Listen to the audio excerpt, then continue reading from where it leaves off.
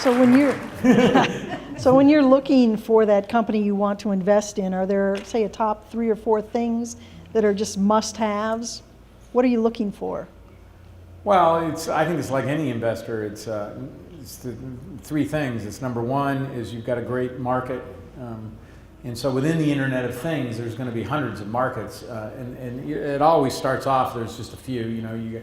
So you have the Internet of Things in the healthcare market, which is going to explode. The Internet of Things in the automotive market. The Internet of Things in the retail market. So you look at that, whatever market segment you're looking at, and it's got to have explosive growth. And number 2 is you got to have a product or a business case within that market that makes a lot of sense and has some type of defensible technology or barriers to entry, so that every Yahoo can't get in. And that's a big problem today. Is there's so many businesses out there that are so easy to start.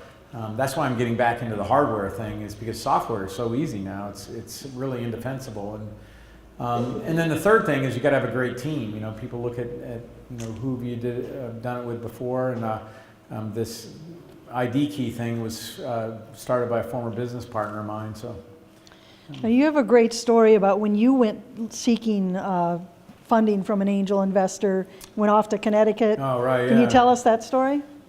Yeah. So this is the best money I never raised. But it's a good story because it goes back to the whole luck meets opportunity. Luck is opportunity in preparation. So this is my first startup, which I had bootstrapped, and literally I liquidated my IRA. I maxed out on my credit cards, and we were suffering from growth, and we couldn't manage it, and I wasn't able to meet payroll, and long stories, but we found an angel investor who was actually the guy that invented super glue, a guy named Robert Kriegel, and he was my sister-in-law knew him, so I got to go fly up and meet him on a yacht, and I remember I showed him my website stuff on the computer, and I laid the mouse on the computer in front of him, and he picked up the mouse and was going like this. It won't work.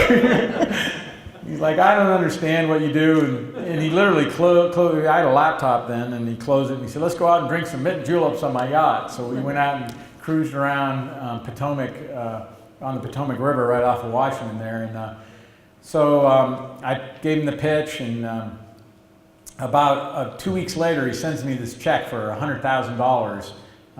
No term sheet, nothing. I didn't even know. And he had a little handwritten note. You seem like a nice young guy, and let's see what you can do with this. And he said, tell me how much you're going to give me. So I actually gave him 5% of the company, and I made up a term sheet, and then I go up, and a year later he kind of says, I want to see what you did with this, and this is when I had the issues with the funding, and I said, well, hey, I've done pretty good. I grew the business real nicely, and I wanted to raise $2 million on top of that. And so he listened to the pitch and everything, and he got a bunch of buddies together, a bunch of old guys. This guy was 80 years old at the time.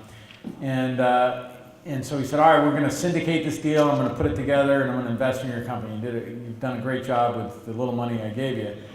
So we flew up, that took a couple months, and we got all the papers signed. We flew up on a Friday, signed all the papers. Literally, we had a closing dinner, and we're all celebrating. And then he said, "All right, we'll get all the money together early next week and wire it down to you." So I came into work on Monday morning, and I had a phone call, and Robert Kriegel had a heart attack and died. Wow. And so I was like, "Whoa!" Now I had, in anticipation of this, you always know that it's your money's coming. It always takes a lot longer than you ever anticipate. But I'd already hired a few people. And so now there was no way I was going to make payroll. And so I was like, this is a really bad situation. And so I'm trying to decide, do I try to, and he signed the term sheet, so I hired, went and talked to a lawyer, which I couldn't afford to pay. And he said, well, you could force it, but it's going to have to go through probate. It's going to be 6 months to a year. This guy's a zillionaire, and I'm like, well, I can't make it that long. So I said, I got to do something else. And so we'd been bidding on a website for Price Waterhouse at the time, and like 3 days after I found out Kriegel died, I got a phone call from our competitor who we were bidding against, and this is a guy that had sold a company for $300 million and was getting into the internet and was going to, quote, crush everybody. And he says, I want to congratulate you. And I was like, he goes, Mark, this is Bert Ellis. And he goes, do you know who I am? And I was like, yeah, I've heard of you. And he was really popular. If those of you who've been to Atlanta probably heard of him. And he said, you know, I'd like to congratulate you on winning the Price Waterhouse deal. And I hadn't even heard it from them. And I was like, I'm like, how in the world am I going to afford to do this? And this was a $500,000 project. I was going to have to hire people, and you know, big companies pay a long time. And so he says, I'd like to meet you, and could I come by and see your company? And I said, sure, I'd like to, you know, when would you like to? You want to set up some time? And he said, how about now? I'm in your parking lot. So I was like, well, all right. And I said, come on up. And so I hang up the phone, and with my new phone system, I pressed page button and said, all right, guys, you guys know the drill. And so I've been, you know, rehearsing all the employees in my company to, you know, to basically do this dog and pony show for any investor to come through. And you know, when we were pitching Kriebel, we pitched a bunch of other guys, and so they had this drill all down.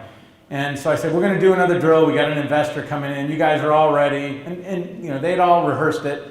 And so basically, I walked them through the process of how we build a website, and we'd automated everything. And really, it was pretty impressive then. But I didn't do any of the pitching. I just would take them from, you know, here's my sales guys, and they would show them the sales process.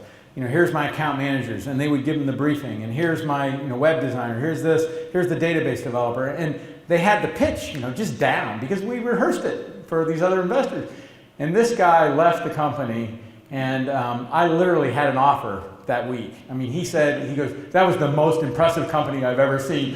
Unannounced, I walked in, and you guys, everybody knew what they were supposed to do. But, you know, again, that was the preparation that we had that, you know, it was luck that the guy just showed up, and we did a merger. And he had the money, and we became the entire, they were a video production company at the time, and so he had a vision of video on the internet, but after about a year, we did a pivot there, and we pivoted to e-commerce, which was in 98, and that really caused the company to take off. We ended up growing from, when we merged, we were like $7 million, and we went to $350 million in 3 years. Wow. So, and it was unbelievable. Fabulous. So 6 companies, multi-million-dollar companies that you've started, sold, and you had mentioned earlier that you've had some failures along that way too. What's your biggest failure? What did you learn from it? Well, I mean, I could talk a lot. I mean, I've done an investment with companies and failed, and as an investor as well. I took over one as the CEO. Twice, two, I tried to take over and turn around. That didn't work.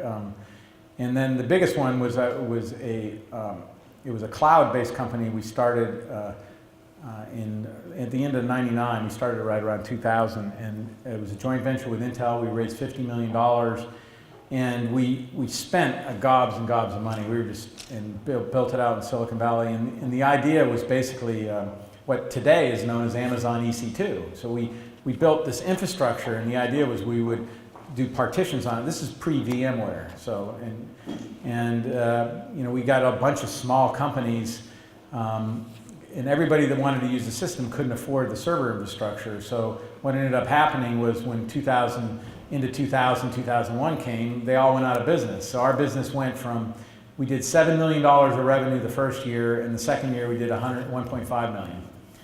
Because literally all the customers went out of business. And then Intel said, this is a stupid idea. Who's going to put their infrastructure in a server in some data center and everybody's going to share it? So, and when you think about it, you know, Intel should be Amazon EC2 cloud. You know, that's really silly. Had they stuck it out, hell, I wouldn't be sitting here.